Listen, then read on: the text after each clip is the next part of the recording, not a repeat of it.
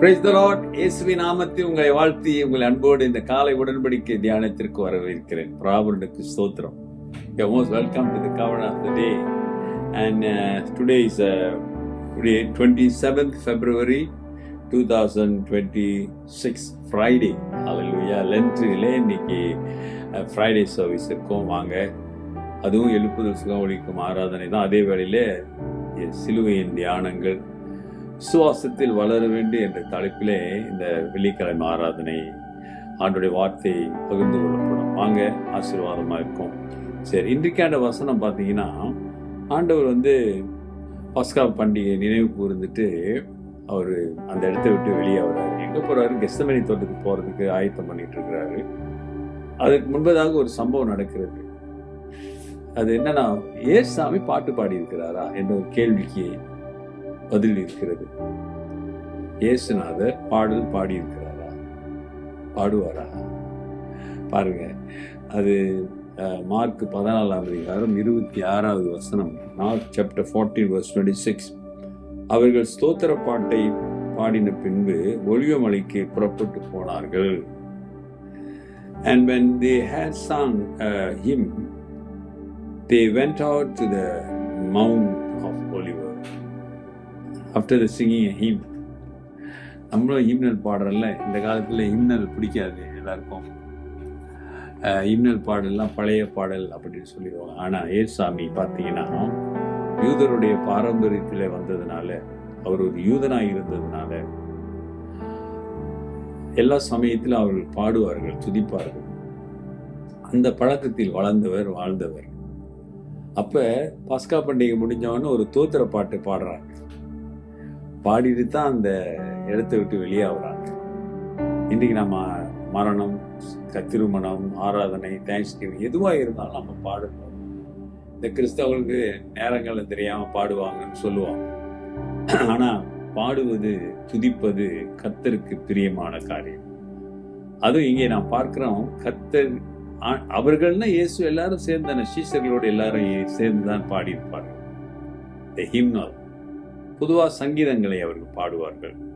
பாரம்பரியமாக பாடுகிற பாடல்கள் உண்டு. கர்த்தரை புகழ்ந்து, கடவுளை புகழ்ந்து, கர்த்தர் அவங்க வாழ்க்கையில் செய்த, ஆண்டவர் செய்த அற்புதங்களை, அடையாளங்களை நினைத்து அவர்கள் பாடுவார்கள். சங்கீதங்களை பாடுவார்கள். ஹிம்னல், ஞானப்பாட்டு.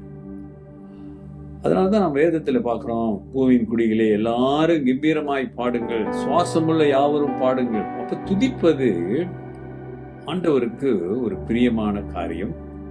கர்த்தரை பிரியப்படுத்துவது துதியும் ஒன்று. துதி மட்டுமல்ல, துதியும் ஒன்று.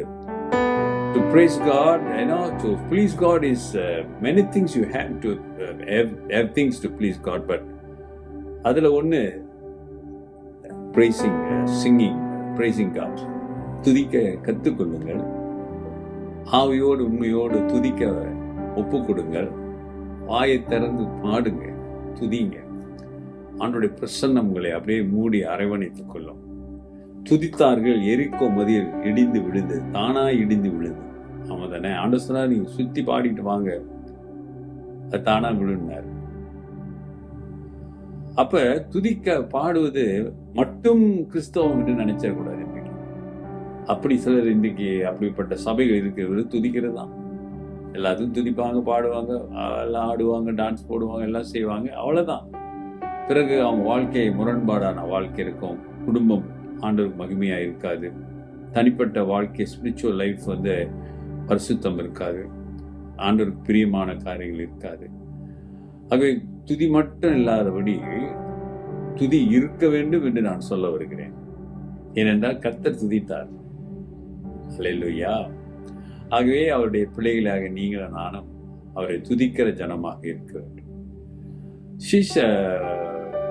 தேவ தூதர்கள் இயேசு பிறந்ததை செய்தியை எப்படி சொல்றான், அவர் துதித்து பாடினார்.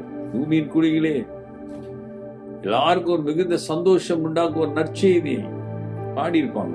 உங்களுக்கு அறிவிக்கிறேன், நீ கர்த்தர் கிறிஸ்து ரட்சகர் உங்களுக்கு தாவீதின் ஊரிலே பிறந்திருக்கிறார். ஹல்லேலூயா. அருமையானங்களே, துதிக்க கற்றுக்கொள்ளுங்கள். துதியின் மூலம் கர்த்தரை பிரியப்படுத்த முடியும். துதி உங்கள் வாழ்க்கையை மாற்ற வேண்டும். ஜெபிப்போம். நல்ல ஆண்டவரே, இந்த கால வேளைக்காக நன்றி. நீர் துதித்து பாடினீர், நன்றியுள்ள பாடல்களை பாடி இருக்கிறதை நாங்கள் பார்க்கிறோம் ஆண்டவரே.